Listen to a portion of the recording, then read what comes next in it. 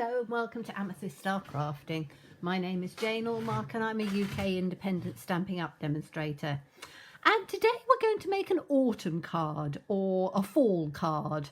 I love the fact that we're now coming towards the end of September, and although it's still very warm here in the UK, the trees are just about starting to change, and I love autumn colours.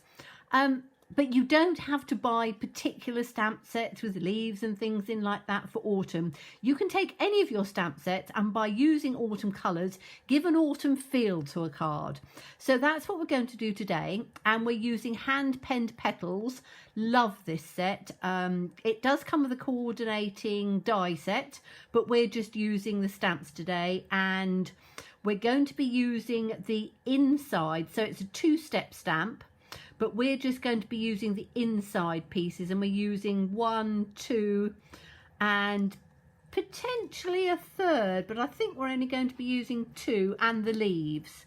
I'm going to take this other one out and just see. I'm not sure about using that one, but we're definitely going to be using the large leaf flower and some leaves. And the colours I've chosen, and you can choose any colours you want, but I've chosen Bumblebee, Cinnamon Cider and Calypso Coral. Now I did get out Cajun Craze, so you could put sort of Cajun Craze there, or you could put it there if you wanted to. I also took out Merry Merlot, because again you could have that sort of in the centre, you could have that on the other side, and I took out Soft Suede, so you could use those colours. Any 3 colours that you like that give that sort of autumnal feel. So we're using a piece of Cinnamon Cider as our background piece. So I wanted to tone the colours in with that. And then we're using a front card piece, which is our basic white, and that is 1/4 inch smaller. That's how I do them all. So wherever you are around the world, just do your standard matte and then your 1/4 inch smaller white piece to go in. So we're going to take this white piece and we are going to start with the Calypso Coral. So we need to, I'm using the larger flower, and we're just going to ink that up. That's quite a juicy one, my ink pad is on this. I'm hoping it's not going to be overly juicy, but I think it should be all right. And we're going to put this one just sort of slap bang straight in the middle. So you've got this sort of two-toned look to it, which is rather nice. Little bit juicy on that, but I think it'll be all right. If it is juicy, because I've only re-inked it recently, you can move the ink with a bone folder or an old credit card or store card, and just move the ink out of the side, and it makes it not quite so juicy. In fact, I might do that to just show you, because that you've got no definition in that stamp at all, and we do want some definition. So a little trick for you for moving your ink around. And I'm going to take, what have I got that I can use? I'm going to take my bone folder. You do need a bit of sort of kitchen roll afterwards, but what you can do is you can just move your ink up to the edge, so you're not wasting it, but you'll move it. You can actually see how much ink I've got on here, so I'm just moving it up to the edge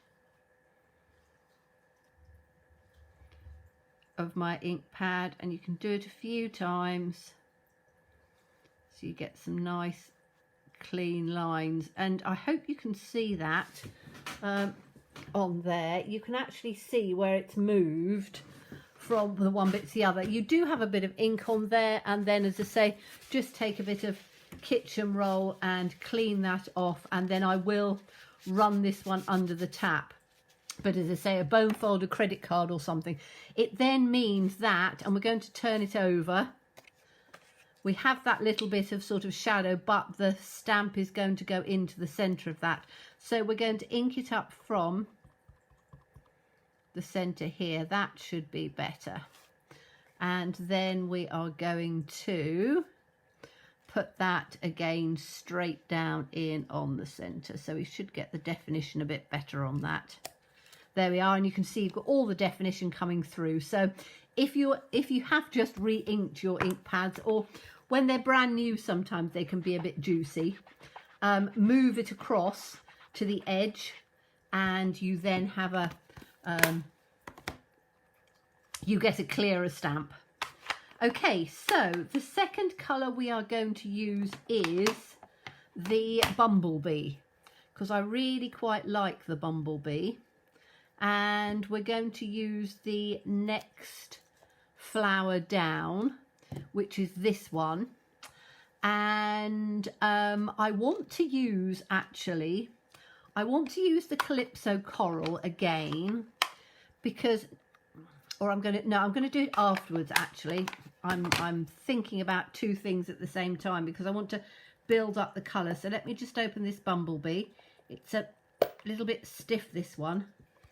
And so we have to be a little bit careful with that. So we're going to take this one and we're going to put one down in on this side, and then we're going to take another one and we're going to put that down on the other side there. So we've got one on both sides, and I'm going to clean that one off.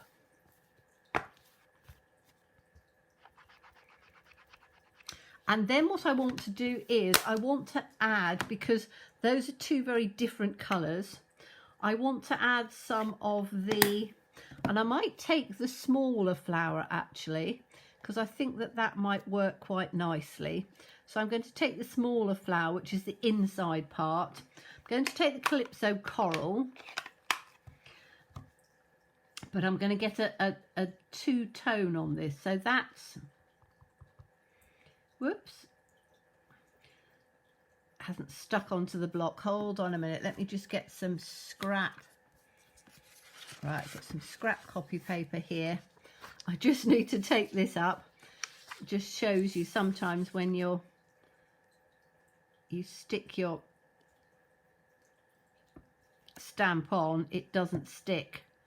So I'm just doing that up again. Now I think with this one I want to do, so that's first generation, that's second generation. That's what I want. I want a second generation on this one. So we're going to ink it up first of all, stamp it off once, and then we're going to do just a little one up here,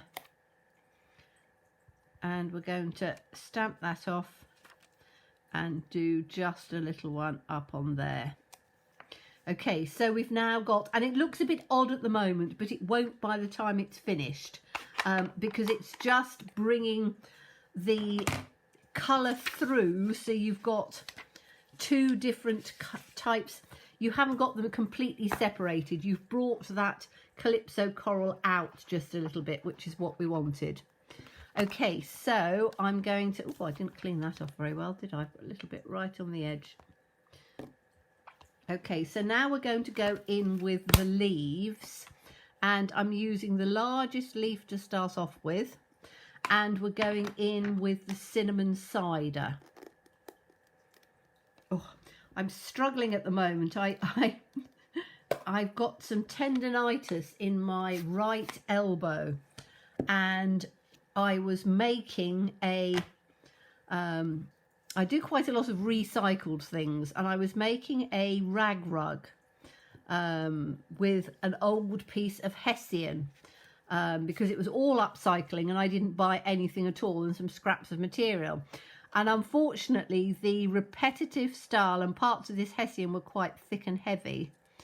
I've got tendinitis in my right elbow, so doing anything really heavy is proving to be a little difficult. Okay, so I'm going to take one leaf in on here, just in on the center, and then I'm going to take a second generation just up at the top on that little space there. And I'm going to do the same on here. So we'll have one there, and we'll take the second one just coming up. I'm going to turn it round the other side and do the same thing on the bottom. So one second generation. Oops, didn't quite ink that up enough.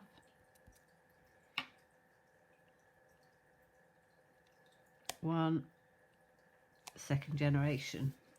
Okay, so we've now got it. It all looks a bit upright, but that's fine because we're building it up. So as you sort of work on it, it will build up and work out. So we're taking the smaller leaf now, and that's going to add a little bit of balance. So the smaller leaf we are going to do in on the corner here. So I'm going to take, whoops, get it the right way up. So again, we're going to have one that way and one that way. Turn it round the other side, and we're going to have one there and one there. Okay, so that's sort of given it a you know, sort of a nice sort of elongated look to it, which is quite nice. I still think that those are a bit too high, so I want to get a little bit of balance in here. So I'm going to just take a little third leaf and just put that down there, and take that one and put one just there like that. That balances it better, makes it not quite so elongated. So we'll take one and just tuck that there, and we'll take one and just tuck that there. Okay, so that's given us that sort of nice elongated look, but balanced it more, and you've got these really lovely autumnal tones coming through. So I then just want to have a sentiment. I'm going to use that with the cinnamon cider, and I really like the Thanks. The font of this is beautiful, so I'm going to put that on my block like that, just ink that up, and we'll have that just down in on the bottom here. I like to offset them because then it doesn't look quite so uniform. And then if I then take my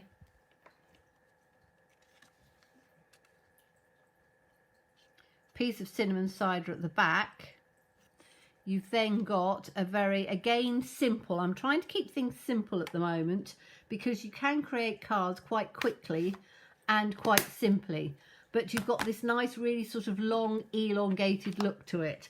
Now I will show you one that I did, which was my first sort of sample, and I did this on copy paper, and this is how I quite often look to create things. So you can see on there you've got a similar sort of look with the flowers, and that's when I decided I wanted another one up. I've used the smaller ones.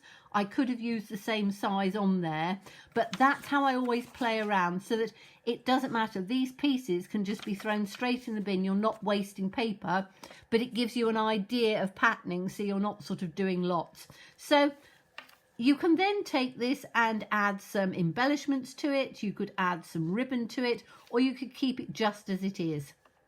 So I hope you enjoyed that. As always, please stay safe and well. Please be kind, and look forward to seeing you soon. Bye-bye.